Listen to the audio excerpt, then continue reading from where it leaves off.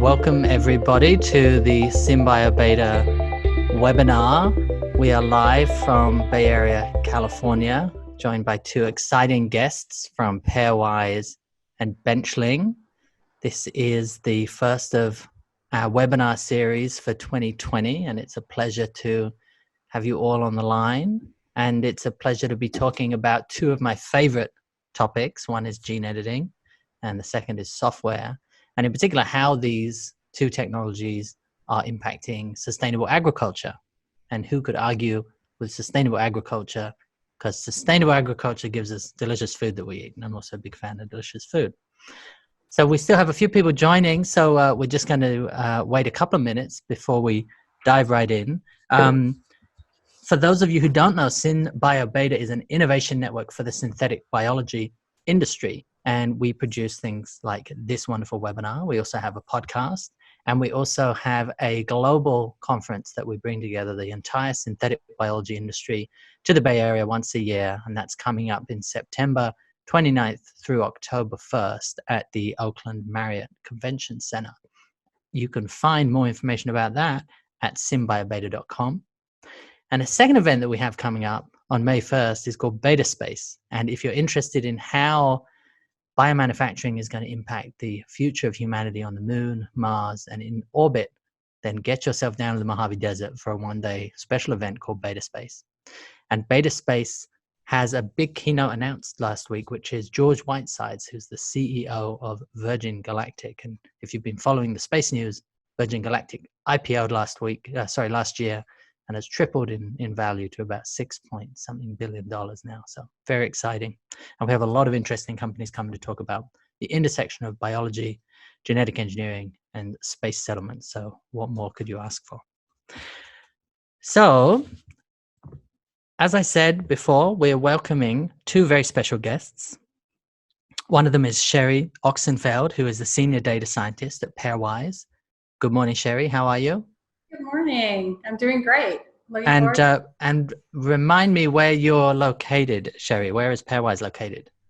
Pairwise is located in Durham, North Carolina, really close to Research Triangle Park. And we have our greenhouses actually in Research Triangle.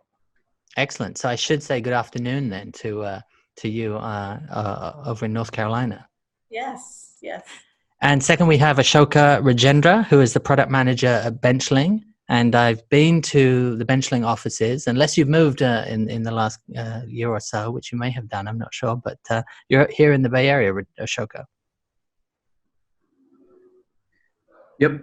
We were based in downtown San Francisco. The last time you've been here, we had half of a floor in this building, and now we have 2 floors in the same building. Oh, wow. Okay. Quite a bit. Yep. Excellent. Yeah, that whole area is transforming as well. So great to have you in the Bay Area. So today we're going to talk about sustainable agriculture. We're going to talk about the challenges and the opportunities for using technology to bring better food to market. We're going to talk about some of the specific technical innovations that Pairwise and others are pursuing to address some of these opportunities. And we're going to talk about how Benchling, an amazing piece of software that you can sign up for a demo of today, is enabling innovators to put gene editing to work at the speed and scale of the cloud. So I'm going to begin with some proper introductions for Sherry. Sherry Oxenfeld is a senior scientist with the data science group at Pairwise and a leader of the multi-institutional Rubus Diversity Project collaboration. Prior to working at Pairwise, Sherry was a senior scientist in the quantitative genetics group at Dow AgroScience and subsequently at Corteva before it merged with DuPont. Between these two positions, Sherry has over 10 years of experience applying statistics for both molecular introgression and field solutions. She has a PhD and an MS in statistics and from Purdue. And she also has an MS in applied statistics from Cal State East Bay here in the Bay Area. And Ashoka Rajendra studied biology at the University of Virginia, working on small molecule combinations, drug combinations for melanoma and prostate cancer. He's since worked on many different software platforms for genomics and life sciences, and now he's the head of product for Benchling's registration and inventory applications and works with leading biotech organizations to optimize the R&D process using Benchling. So we're going to dive into the presentations in a second, and Ashoka, we have your yours first. But before we do that, I just want to get the big picture from you, Sherry. What's the big picture when it comes to the food system, and what? Tell us a little bit about the Pairwise technology and what you're doing. Well, Pairwise really believes in trying to make healthier fruits and vegetables. And we want to do that through using technology. So we see ourselves as a tech food company and bringing those new varieties and healthier fruits and vegetables to the supermarket and to the consumers. Excellent. Great. And can you talk about some of the projects that you're going to be talking about in the presentation? In particular, my favorite is this concept of a cherry that doesn't have a seed in it. My kids would love that. Yes, that's one of our CEO's favorite. We believe that one of the barriers to eating cherries is the pit and its availability. So there are two kind of barriers to cherries, because cherries are only available for a very short period of time most summers. So we are looking at different ways to be able to, one, remove the pit, and two, to find better ways to make those cherries more available throughout the season. And we feel that that would be great, because parents, and myself included, have difficulty feeding cherries to my daughter and removing the pit before she does so. Excellent. And Ashoka, give us the elevator pitch for Benchling. What is it, and why should people care? Yeah, so Benchling was started to provide modern tools for scientists. So in the past decade, we've had an explosion of biological discoveries in gene editing and CRISPR, and the ability to use recombinant DNA in organisms to produce useful byproducts. And what we found is that, software engineers and developers have all the tools in the world to write code, but what are the tools that scientists have to actually design molecules, write up protocols for experiments, track the results, and analyze their data? So we felt that it's really important for scientists to have modern tools to do the research and development, and in doing so, kind of increase the productivity of scientists doing research. Excellent. And we're going to be diving in and seeing how Benchling works in your presentation shortly. So with that, Sherry, if you want to share your screen, then we're going to pass over to you. And Sherry's going to present for about 10 minutes or so, and then we'll have some Q&A. And it's a good point to remind you that this is a live webinar, and we do want it to be interactive. So if you have any questions, you can type them into the Q&A box. Just hit the Q&A button, and I'll be then moderating and asking your questions to either Sherry or Ashoka. So with that, Sherry, do you want to bring up your screen and your presentation? Yes, I'm working on that. So sorry. No worries.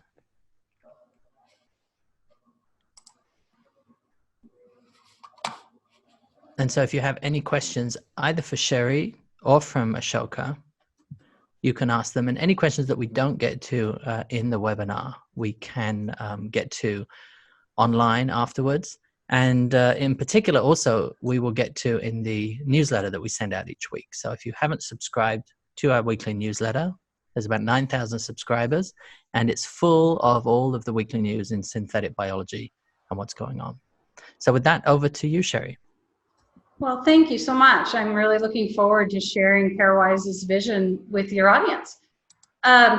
Just to kind of introduce who Pairwise is, we're actually a brand new startup. We were founded in 2007. And as I said, we were a food... 2017, Sherry. Sorry, I want to interrupt. 2017, sorry.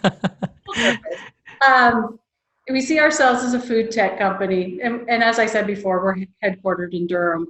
And we have about a 100-member team.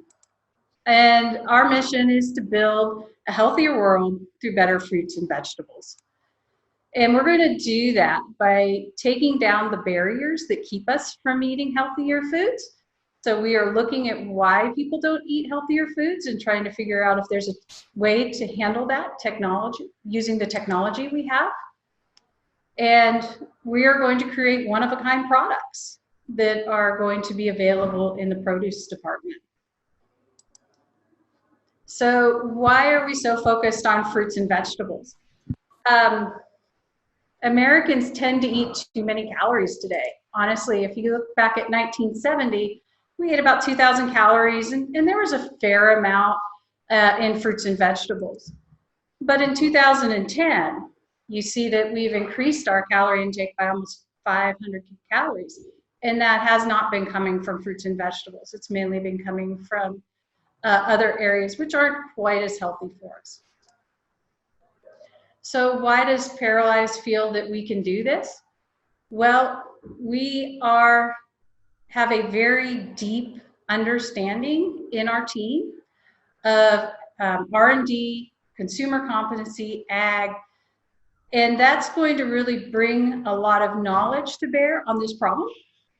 And as you see, we're moving very fast, we went from just starting in 2017 to being 100 members in 2020. And we have a wonderful culture. And our culture is based around solving hard problems using product-based science. And we value inclusion and transparency. And we have a highly unique IP portfolio and capabilities. And I'm going to go into that next. If you look at our IP portfolio, we have licenses from Harvard and Massachusetts General for base editing and high fidelity enzymes. We're expanding our internal portfolio of tools and traits on a regular basis. And we already have, in those few short years, 85 patents granted and pending. And we have even more on the way. And we're developing the ability to transform crops, and we've already demonstrated that ability in over 10 crops. And we have a research collaboration with Bayer, $100 million 5-year research collaboration. And within that collaboration, we've met all our contract milestones 16 months earlier than expected. And as you can see on the side, we have a preeminent list of founders, from Feng Zhang at MIT, David Liu at Harvard, Keith Jong at Massachusetts General, and then Tom Adams and Haven Baker, our CEO and CBO, who have huge amount of experience in the ag industry and bringing products to market.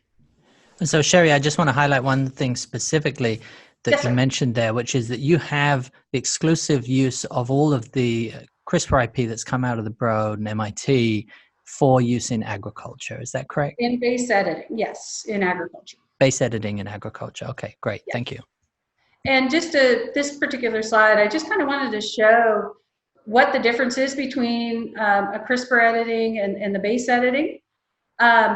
Basically, we're looking at very small regions of the genome, and we're trying to figure out if a small change in that genome will cause a phenotypic change.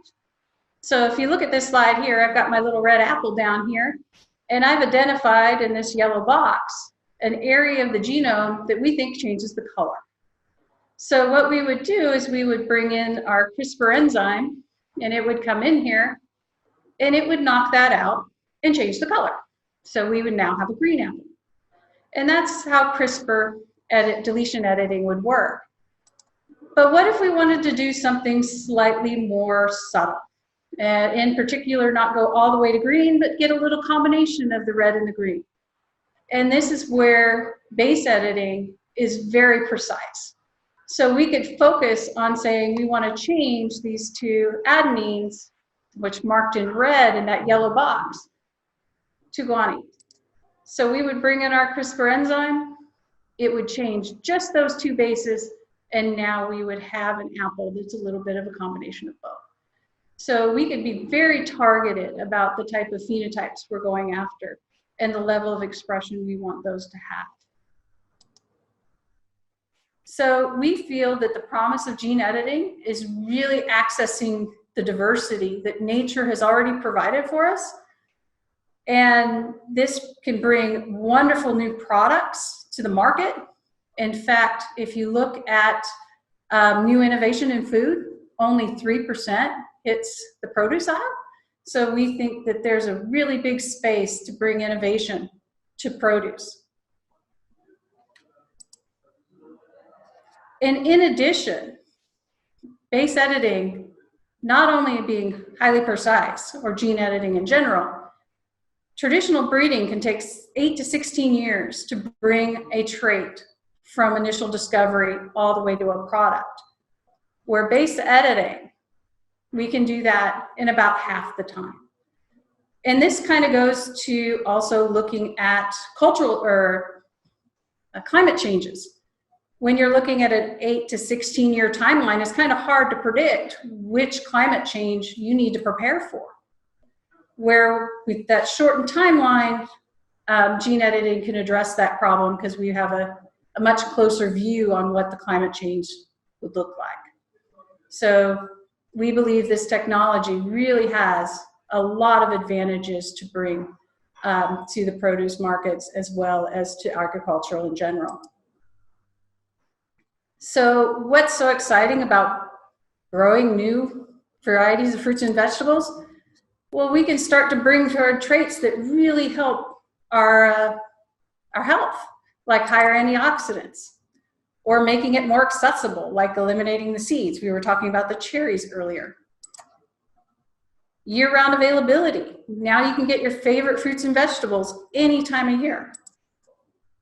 And then access to that wide variety that nature has already brought that's not available in the market today. So I'm going to kind of go into talking about caneberries because this is an area where Pairwise is working very actively. And in fact, I was talking about that variety. There's only 2 berries in the rubus genus that are available in the supermarket today, and that's the blackberry and the red raspberry. But there's over 200 species of rubus available, ranging in a wide range of colors and nutrition profiles, and we believe we can bring forward some of that variation that would be very exciting to our consumers. These, and we also see berries as fitting our mission because they're highly nutritious, wide range of variability, and they're actually kind of limitedly available. We're starting to see them year round, but we're still working. It's still a bit of a hard one to get. So how are we going about this? Well, caneberries, unfortunately, do not have a lot of genomic resources. So that we came into the crop and we want to be able to find genomic regions to change traits. But there's not a lot of resources available right now. So we have designed a very unique collaboration that we think is going to accelerate that development of caneberries. So we have brought together leaders in the public sector with Plant Sciences Incorporated, the USDA, and universities in NC State, Arkansas, Cornell, and even Ag Food Canada to try to build genetic and phenotypic resources in caneberries, which not only will benefit Pairwise, but will benefit the development of caneberries across the sector.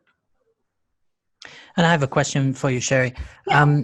I'd not actually heard of caneberries before. So is caneberries a broader class that includes blackberries and raspberries, or is there a specific fruit called a caneberry? No, it actually is just a kind of more general term for the species rubus. And it contains black raspberries, it contains cloudberries, it contains red raspberries, black raspberries. There's a bunch of different berries that kind of all grow on a cane and produce fruit. But not blackberries. That's a different genus? Nope, blackberries is part of it. It is. Okay, great. Yes. And one thing that you didn't mention was the sugar content. And I'm curious because you started off talking about the health benefits of eating more fruit and vegetables. Sometimes I eat some fruit and vegetables. One that we get in our family, and we have similar age children. We both have 8-year-old daughters. We've talked about that already. And there's one grape, which is something like bubblegum or something flavor. I can't remember. Oh, the cotton candy grape. Cotton candy grape.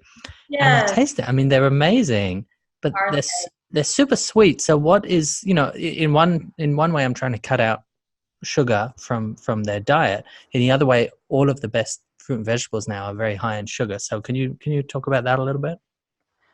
Well, the sugars are not the artificial sugars, for one, that are in most products. So we think that the sugars is not as much of an issue as they would be in, say, cereals or some other, and it's not coming at the same rate as it would in those type of products. And you balance that with all the other health benefits that come with eating those fruits and vegetables. That really balances out the amount of sugar you're getting versus the amount of nutrition and health benefits for the product you're eating. Got it. And are there any berries that produce things like what's the sugar substitute that's fermented, that's produced by fermentation? I'm blanking on the name of it. Stevia. Yeah. I mean, that could be something that you could put in stevia instead of sucrose, for example, into fruit. That is a possibility. I don't believe that's an area we're focused in at the moment, but we have. As we continue to work in berries and we continue to grow in this area, we are definitely going to be looking at all different ways and tastes, and having that product be very consistent at market is something that we are really going to focus on. And if that requires looking at the sugar balance, we will look at that very carefully and closely. Great. And that's worth, I think, mentioning. We had a question about from Derek on the webinar about the use of gene editing in food and about the future of edited crops and their acceptance. So that's worth noting that what you're doing, all of the things that you're doing could be done via traditional breeding or could be done via traditional mutagenesis. You're just using gene editing to speed up that traditional process. In this area of caneberries, for example, where you're changing, you're doing base editing, versus if you were trying to create some sort of transgenic where you're taking a stevia molecule and putting it into fruit, for example. So everything that you're doing could be done on a farm, could be done via traditional breeding, but as you showed in that timeline, you're able to speed it up because of this gene editing technology. Exactly, and then that's why the collaboration you see on the screen right now is so valuable to us, because we are looking for the genes that are naturally occurring in the species or maybe a related species, and being able to bring that over into another product through gene editing and making that available to our consumers. And you already see seedless grapes, and you already see seedless, I believe it's plums, that exist in nature. So a seedless cherry is not something that couldn't be developed just naturally. And we have another request of somebody wanting to remove the thorns from the stems as well. Oh yes, thorns are a nasty part of working with caneberries in general. So it's definitely something that we will be taking a look at. Great. We've got a lot of questions, but I'll let you keep going. Otherwise, we'll not get through your presentation, but I'll interrupt you probably for some more questions shortly. Oh, no problem. And just on this slide, I just kind of want to point out, we are looking at diversity across the world. So this project is very exciting in that we are genotyping 500 different species, and we're going to phenotype over 300 of those. So it is a massive project, and we have great collaborators helping us with this. But how do we take all this information we're collecting and use it for gene editing? And this is where Benchling becomes a really great partner for us, because we need to advance that understanding using all types of genomics tools.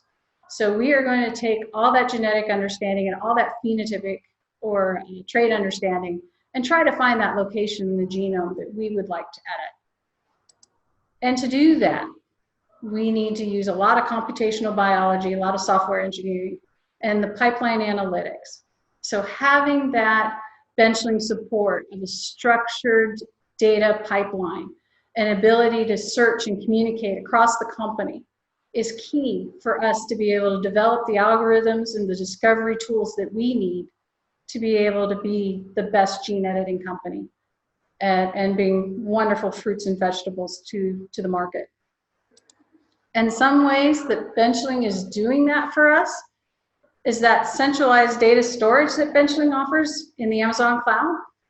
It's making easy access to all of our data, from genomics to workflows and to our electronic notebooks that are all searchable.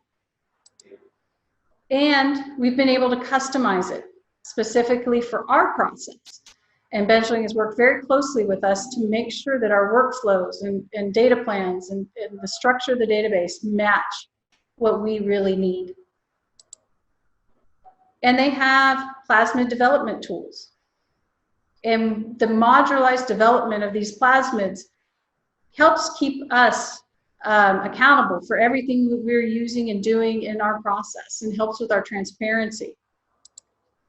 The workflows, step-by-step tracking of everything that happens in our lab and our greenhouses. Again, goes back to that traceability and visibility within our company. And the request system that Benchling offers, and I'm sure Ashoka will go into this in more detail, but it greatly improves our communication across the company. So one group can easily communicate with another straight through the Benchling system. And that's all I had today. I want to thank you guys for allowing me to introduce Pairwise to you. And I look forward to answering any questions you guys might have. Excellent. Thank you, Sherry. And if you want to stop sharing your screen, and then we'll go into some Q&A before we come on to the Benchling presentation from Ashoka. So Lauren Kearney is asking a question. How do you bring the base gene editing engine into the caneberry DNA? That is a very challenging process that we are working on, and we're making great strides. Unfortunately, due to proprietary reasons, I can't go into the details, but we are bringing it in, and we're going to be sure that it is, only thing that comes to market is going to be an edited product. And the core technology, the core CRISPR technology, is that only found in bacteria, or is it endogenous to other organisms as well? There's a lot of different ways to introduce the editing machinery to a crop, and we are exploring a lot of those, not just the bacteria approach. So unfortunately, I can't go into the details of that, but we are exploring a variety of different ways to introduce the machinery to the crop. Got it. And we have a few more questions. One from Eric Sale. I would like to think we could engineer specific fruit and vegetables for different nutritional needs, personalized food. Also, some people may have allergies to certain components. Is there a goal for looking at personalization of nutrition or of specific allergies? That is certainly not outside of things that we will look at. We are just getting off the ground now in our editing capabilities in the caneberry crops. So we've got a lot of work to do to create the best product we can. And as soon as we start getting the first products out the door, we are going to open that floodgate of all these different ideas and start working towards making even better caneberries for all different reasons. And Eric Sale has a similar question about the sugar and cutting back on the sugar. And then Sana Batul wants to know about whether you've looked at increasing fiber content and lowering sugar levels. And then Vinay Bhardwaj wants to suggest shelf life, looking at shelf life of vegetables. Those are all amazing ideas, and I am going to make sure they're all written down and kept in our vault of things that we will continue to look at and evaluate. And most importantly, is Pairwise hiring, Sherry? Is Pairwise hiring? We're always hiring for very specific positions. So if you look at pairwise.com, you would see what positions we're opening or have open right now. We're a fast-growing company, and we're doing a lot of work, and it's very exciting. So it is a great company to work for. I'm very happy to be here. Wonderful. Excellent. Okay, Ashoka, over to you if you want to share your screen. And I apologize, I screwed up and we've done the presentations in the wrong order. So I hope it doesn't mess up your story, Ashoka, but over to you for the Benchling side of things. Yeah, I think, can you hear me all right, John? Yeah, we can. All right, perfect. So Sherry might have stolen the show. I had the kind of overview presentation. She has all the cool details about CRISPR, but I wanted to kind of describe how we Benchling kind of see our role in accelerating the future of agriculture. So at Benchling, we believe we're entering a new era of life science. And traditionally what you hear about are biopharmaceuticals reinventing medicine. You have a range of discoveries over the past several decades, from recombinant DNA to DNA sequencing, the sequencing of the entire human genome, and then most recently, the ability to use CRISPR to edit genes. And the ability to leverage these technologies for therapeutics has grown biopharmaceuticals from being 15% of the drug pipeline to about 50% of R&D pipeline. The world's best-selling drugs are now biopharmaceuticals, and the revenue from these drugs has tripled. So the future for biopharmaceuticals, for therapeutics, has arrived, and it's very much a huge part of our customer base to help create the tools to drive this. But these very same discoveries and technologies have been leveraged for agriculture. So going back decades to marker-assisted selection and using genomics to kind of breed plants, to then plant transformation and the introduction of genetically modified foods with the flavor savor tomato in 1994, to DNA sequencing and next generation sequencing being leveraged to identify the full genomes of plants and the generation of new strains of rice. And most recently, the ability to edit crops using CRISPR. So the very same biological discoveries are being leveraged not just for therapeutic purposes, but also for synthetic biology and for agriculture. So why is this important for us? Leading companies face a lot of challenges leveraging these new technologies and bringing new products to market. So traditionally in the therapeutic lens, you have these new technologies in cell therapy, gene editing, and antibodies, where you are literally manufacturing cells to go do something useful in the body, like attack cancer. You are engineering proteins to fight disease, or you are editing people's genomes to actually change the traits that they have to cure inherited disease. The very same technologies are being leveraged in synthetic biology by companies trying to make new materials or turn organisms into mini factories for creating chemicals and other byproducts. And then in food and agriculture, you have leading companies like Pairwise leveraging bleeding edge technologies like CRISPR and bringing them into agriculture. As Sherry alluded to, agricultural R&D is a punishing research and development process. It actually takes longer to bring a new plant to market than it takes to bring a new therapy to market. And traditionally, when you think about how complex and expensive R&D is, people focus on how expensive clinical research and development has gotten. But really shortening the time it takes to find some interesting traits and then bring that into plants that you can use to create healthier foods is really critical in addressing how we feed the world and how we create healthier foods for people to eat. So kind of going from left to right, we have kind of traditional plant breeding all the way to the very bleeding edge of gene editing. So for the audience, there have been some questions about, well, how does this process actually work? And I'm going to give a very kind of dumbed down version of how you might go through a plant science research and development workflow. The very first thing is determining what is the trait that is important or interesting to you. Do you want to, as one of the... If we could just go with Sriracha blackberries, just for the sake of giving an example for the audience. Sriracha blackberries, that's what I want. Right. Then to do this, you then figure out, I was going to say, maybe you don't want thorns. One of the questions that came in is like, can I increase the fiber content? Like, what is that trait? And then you have to figure out what genes of interest there are that might allow you to get to that trait. And that's some of what Sherry was speaking to about looking at the diversity of traits that exist in the world. You really need kind of a wide understanding of what genes drive what traits. Now, once you target some gene of interest, you need to assemble plasmids or some other mechanism of delivering this and transforming the plant. And that means literally editing the DNA that the plant has. And unlike our friends in the therapeutic industry, you can simply grow cells and bacteria in petri dishes and in plates. You actually have to grow the plant, right? You're editing the DNA of seeds and of plants, and then you have to cultivate this and grow this in a greenhouse, and then ultimately test, did that genotype, the thing that I edited, actually produce the phenotype that I wanted?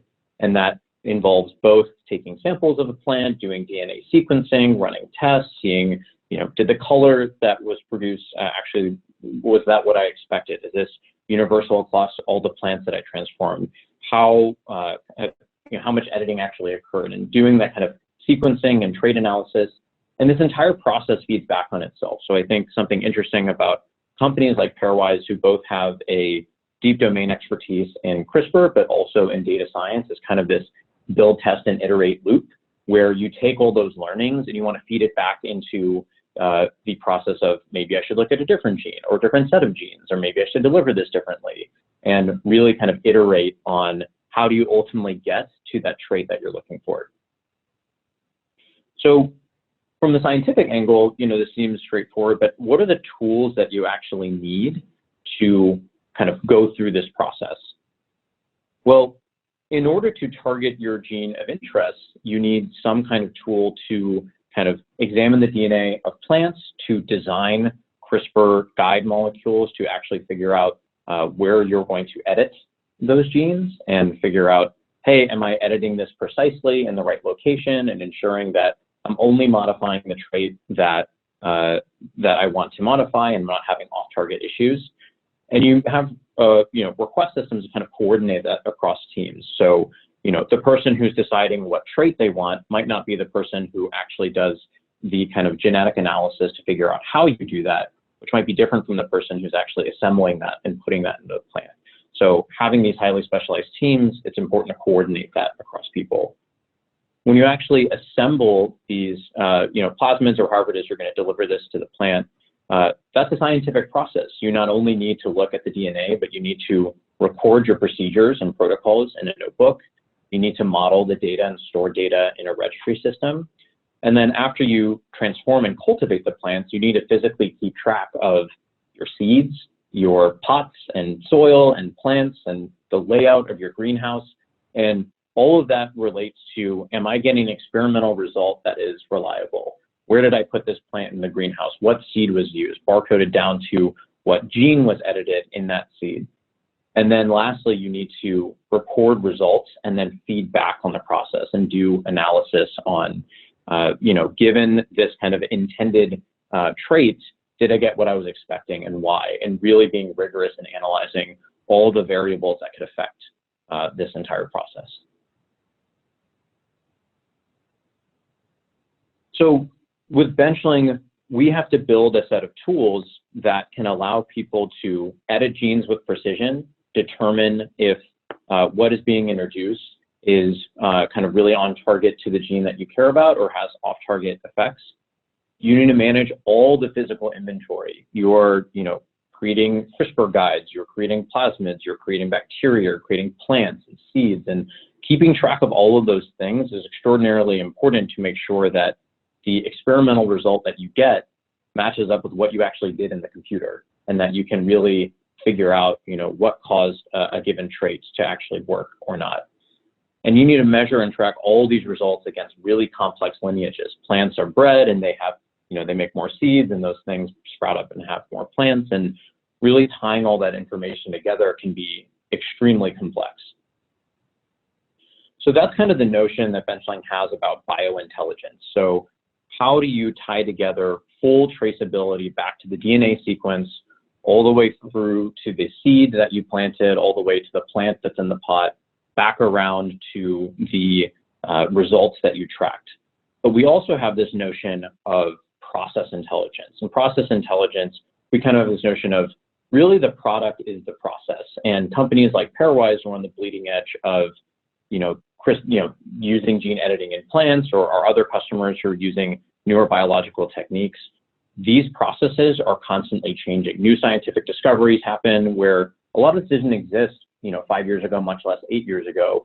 So the science is really new, and you need to kind of adapt your processes to where the science goes or where your research takes you.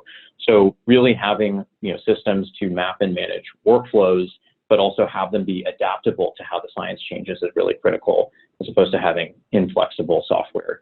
And ultimately, it's important so that scientists can understand, what are the highest yield seeds based on the traits that I was looking for. Managers can kind of keep track of how different programs are going, and executives can overall understand where all the resources going, because research and development is a really difficult process. You only have so many shots on goal, and you really need to be rigorous about, how are you managing your resources and is something working or not. So where does a system like Benchling come into the picture? All those tools I described could be purchased separately. You can buy different individual tools for your notebook, for the molecular biology tool that you use to design molecules. Your registry and inventory could be two completely different applications. And then you might layer on process management on top to really hand these things between teams. But having them in a unified system, which is kind of this we have all the way across the top, means all of your data is consolidated in the same place. If you are trying to shorten the kind of cycle time through research and development, you can't be spending all of your time kind of, going from scientist to scientist, gathering up all the data and the results and having somebody tie everything together and, figure out which results came from which plant and from which seed. That's not the point. That's not your job, really. Your job is to do really bleeding edge science, and you should use software tools to consolidate all that information from the get-go. And that information shouldn't just be consolidated for consolidation's sake. That should be used in analysis that actually drives your research. And the tools themselves need to actually make your scientists more productive. If they don't, there's no point in using them, and you'll just have your fragmentation anyways. So ultimately, that's why we built Benchling with a very platform-focused approach, where in a single application, you have your notebook where you're doing your experimentations. You have all the molecules you're working with. You have the physical inventory keeping track of everything you're using in the lab, and a system of requests and workflows to really manage all of those processes in the same place. And that's all I have. If you want me to show you a little bit of Benchling, I can do that as well, but I'll turn it back to you. Yeah, we would love you to show us Benchling, but why don't you unshare your screen for now? We'll take some Q&A and then we'll dive back in and you can show us how it works under the hood. A question from Sue Ree. Right. Sounds like a great system. I'm an academic with a multidisciplinary team on basic plant research and would love to use this system. Are the tools available for academics at a reasonable cost? Yes. So Benchling for academics, our notebook and molecular biology system are free. And we think that's a really important part of our mission, that academics have tools that they can just sign up for and get their lab on it, invite their lab mates on it out of the gate, and they can do their research there. So many companies have sprouted up from academia where scientists used it in their postdoc or their PhD, and then they brought it along with them to their startups. And we think it's really important that academics always have access to this. Great, excellent. And I have a few more questions for Sherry, but let's hold on a second until after we've done the product demo, and we can go back to some of Sherry's work. Ashoka, I recently interviewed your CEO, Saji, for my column in Forbes, and I was surprised to learn that it's become impossible for an entrepreneur to use tools like Benchling and to use contract research organizations or distributed lab infrastructure. There's a company called Culture Robotics that we invested in, and to really start a startup from a coffee shop or not really need a lab, because you can use these tools. You can start sending your samples around and get make use of scientists in remote labs or equipment that's in remote labs. Can you talk a little bit about that? And are you starting to see the rise of these virtual biotech startups? Yeah. The analogy that I would use is kind of, are we at the kind of like mainframe and punch card stage of computerization and automation of research and development? Or are we kind of moving to the Microsoft and Intel stage where you have these foundations where somebody with a computer can just come up with a new program and try it themselves? So I think we're in the early innings there. Certainly when I was working in labs, there were several repeated processes where, I had designed out everything I was going to do. And I'm like, why can't some automated system or some third party just do this part of this research for me? And I think by digitalizing what people are doing in their labs, by having software tools kind of live as an abstraction, you can start to layer on things. So something we've done at Benchling is say, okay, you've gotten your whole research team onto Benchling for all these experimental steps. And one of these experimental steps involves the use of automation, right?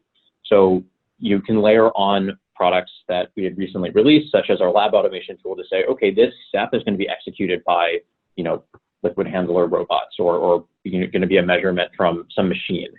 you could similarly imagine those steps kind of get shipped out to contract research organizations, which is something people use our tools for. So you're getting the world where as you kind of put more and more of what people are doing in their labs represented as abstractions and software, then you can have each step start to be either done by third parties or done by robotic automation. Got it.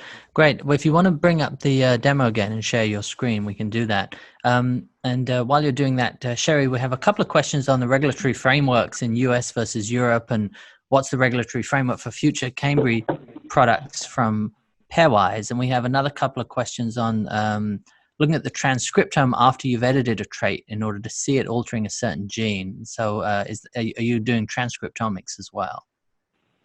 To go to the first one, the regulatory framework, we are closely working with government agencies across the United States and of course across the world, and trying to find ways to make this technology as acceptable as possible. And we're going to have to earn that social license, and we are aware of that. And we're going to continue to move forward because we believe that the products are amazing, and that as we produce these amazing products, it'll become less important about how it was made, since it does represent natural variability that already exists in nature, then versus what how it was made. Sorry. Got it. And so, yeah, just more specifically then, just going back to what I said earlier, that the changes that you're making via gene editing are the same changes that could be made via natural breeding. It's just speeding up that process. Is that right? Correct. And that's why we feel that this technology is going to be very well accepted as time goes on. Great. And the other question about transcriptomics? And the transcriptomics of certainly, we are in the transcriptomics looking at how different things are altered within the genome, the RNA, the DNA, and the proteins as well, to see what changes are actually happening in the plant based on whatever edits we are doing. Got it. Okay, great. Thank you. Ashoka, back to you. If you want to give us a demo, what's going on here? Yeah, so what I'm showing you here is Benchling's notebook product. And just for people who are unfamiliar, Benchling is a web application, so you can go to benchling.com, and if you're an academic, you can sign up for free. And if you're a company of any size and stage, whether it's a startup, growth stage, or largest company in the world, we'll give you a live demo. So running along the left axis here is all of our applications. So really, all of our applications are housed in one place. And what I'm showing you here is a lab notebook. So I'm a scientist, I'm in the lab, and I want to tell you about the protein that I'm working on. So right here, we have the jellyfish gene for green fluorescent protein, and Benchling's mascot is kind of named after green fluorescent protein. We call him Jeff EP. And what you can see is a direct integration between the jellyfish gene, which is in our molecular biology product, where you can view the DNA of the product, or of the DNA sequence itself, the annotations saying what each part means, and you can also just flip right back to your notebook. When you're doing experiments, you can insert different kinds of tables to say, hey, I'm making a reaction. What are all the ingredients that I need? And you can create different, what we call entities inside of Benchling using our registration system. So perhaps you're making viruses, cells, bacteria, plants, and so on, and you can capture complex metadata about them. And from your notebook or from these standalone applications, you can say, what was the result that I got? So if I took this gene that makes jellyfish glow green, and maybe I want to introduce this gene into seeds or yeast, and this is where I harvested this gene from, was from this jellyfish. I introduced that into a yeast, and then I can do an experiment to actually say, all right, I'm gonna make yeast glow. This is my intended outcome, and you can kind of record that process in Benchling as you kind of go through these different candidates and say, did that work? What time did I do this? Who did I work with? What was the result? What were the experimental conditions? And then you can make measurements for each one. So there's a lot to show in the product, but I wanted to kind of give people a sense of, what does it look like when all of these functionality are under one roof? Great, excellent. So it's kind of like Google Docs, but for genetic information and genetic workflows. Exactly. What is the productivity suite that scientists should use for their research and development? Great. And if there are startups out there wanting to trial it, what should they do? Yeah, so they should go to our website. We have a program for startups, so they should reach out to us. And again, startups are kind of academia and startups are Benchling. That's our roots. And someone will walk them through kind of how Benchling works and then see, to the extent to which that fits their needs. Because everyone's science is different, and we want to make sure our product can actually do what you need it to do. And the other group, I presume you have enterprise licenses for larger companies as well. Yes, that's correct. So we like to say, beyond academics, we'll serve, 2 scientists in a molecule with their startup all the way up to the largest biopharma companies in the world. So we have, I think, 12 of the top 25 biopharma companies who use Benchling right now. Wow, excellent. Great. Well, we have, if you want to unshare your screen, Ashoka, we'll take the final few Q&A. If we have any more Q&A, just type them into the box and we'll get through as many as we can in the time we have remaining. Another question from Kathy. Will Pairwise limit changes to base pair modifications, or will you introduce new promoters or whole genes as possible via CRISPR? I'm not going to say that we won't do those things. If we feel that it would bring a product to market that would be valuable to our consumers, I'm sure that is something we will consider. Right now, we are focused on traditional insertion, deletion, and base editing. But yes, we are exploring all different types. Great. And that feeds into the next question from Derek, which says, how did you decide which traits to target? Was it based on consumer needs or market competition? For example, pioneer model of hybrid seeds where the producers are dependent on the company to provide seeds/cuttings each year. We were really focused on the consumer. So we are looking at products that we think that the consumer would really value. And that plays into our mission of building healthier fruits and vegetables and making healthier foods for people. So that is first and foremost in our mind. That doesn't mean we won't look at production traits, but that's only to bring those foods and those products to market faster. Great. And we have a question from Dave Lee. Based on transcriptome analyses, does Pairwise think they'll be able to predict phenotypes from edits in silico? It's something we are looking at, but it's not something that we are using as our standard method. We do take plants all the way to grow out to understand the phenotypic expression that we are getting. Great, excellent. Ashoka, is there any other points that you wanted to make sure that you got across to the audience? Yeah, I think you mentioned a question. Is there anything kind of surprising that we've seen kind of across a very diverse range of customers? So I think with Benchling, we have a unique vantage point where we're seeing a really wide cross-section of companies. Again, anyone from people making therapeutics to biofuel to plants. And I think one of the fascinating things is a lot of things that were scientifically difficult or considered to be non-starters, not 10 years ago or 8 years ago, these companies are doing it now. And I think that's been one of the really exciting things about being on the software side, is seeing the whole cross-section of that. And one of the challenges is, how do you build software to kind of fit these very diverse kind of scientific domains? On the other hand, what's been interesting are the remarkable numbers of patterns that emerge within scientific domains. So, we at Benchling are building tools that are for, life sciences, and we're able to kind of fit patterns to a given domain. Like, what does agriculture look like versus antibody engineering versus gene editing? And that's something that we found to be really interesting, looking through this kind of diversity of customers, or that on the one hand, they're doing bleeding edge science that was really considered not possible fairly recently. On the other hand, there are really interesting patterns that emerge by converging on certain kinds of use cases that all of these companies are doing. And it makes for kind of, to your point about like, it's not just, a scientist in Starbucks figuring things out. It's like, how do we make it even easier for somebody to start on Benchling? Excellent. I love it. More entrepreneurship, more startups. It's all good. Sherry, last question for you. Are there any other long-term opportunities for using gene editing technology to improve consumer food choices that Pairwise is looking at?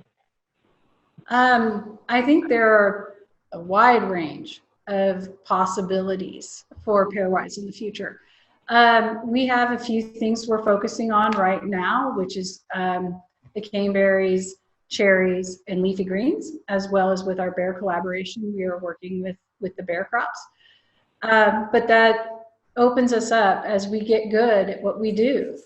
That opens us up to a wide range of possibilities. And that's very exciting, I think, for the consumer. Excellent. And we have a question from Uriel who says, if I design edits, would Pairwise offer a service for me? Right now, Pairwise is not offering services. We do see ourselves as a food tech company, and we really want to take our from idea all the way to the prototype. So that is not really one of our things right now. Okay, great. And Miles has a question. When we speak a lot about the fruit and the plant, but nothing about the soil, isn't soil health the real source of nutrition? And he is not wrong. Soil health is a good part of the solution to nutrition. We think we can enhance that through the genetics of the plant and how the plant utilizes that soil. But that doesn't mean we should ignore the soil. Excellent. And there are users of Benchling who are examining kind of the microbes and the composition of the soil and kind of working in ag, but kind of more on the kind of microbial side and on the soil side of like what is the environment that plants actually grow in. So it's definitely kind of in our cross section of who we serve. Excellent. Well, great. If we don't have any more questions, then it just leaves me to thank Ashoka Rajendra, who is at Benchling, and Cherry Oxenfeld, who is at Pairwise. This has been a fascinating deep dive into the automation tools that are available for gene editing and the technology of gene editing and how it's being applied to fruit and vegetables. So I want to thank you both for joining me. Thank you very much. And if anybody has any questions, feel free to come to Pairwise's website or see us at LinkedIn on pairwise-plants.com or Twitter, PairwisePL. We would be very excited to talk to any of your viewers. Great. And thank you too, Ashoka. Thanks so much. And thank you all for tuning in. This has been the SynBioBeta podcast, and we have a whole series lined up. And if you want to find out when the next one is, subscribe to our weekly newsletter. It's jam-packed full of news and information about the whole industry. And check out SynBioBeta 2020, which is going to be at the Oakland Marriott Convention Center on September 29th through October 1st. There's going to be lots of sessions on agriculture and lots of sessions on gene editing, as well as some really interesting sessions on CO2 manufacturing, methane-based manufacturing, Biopharma Day on October 1, and automation and machine learning. So a whole lot of interesting synthetic biology topics coming up later in the year. So with that, thanks everybody for joining, and we'll see you again soon. Thank you both. Cheers. Bye-bye. Thank you. Cheers. Thank you.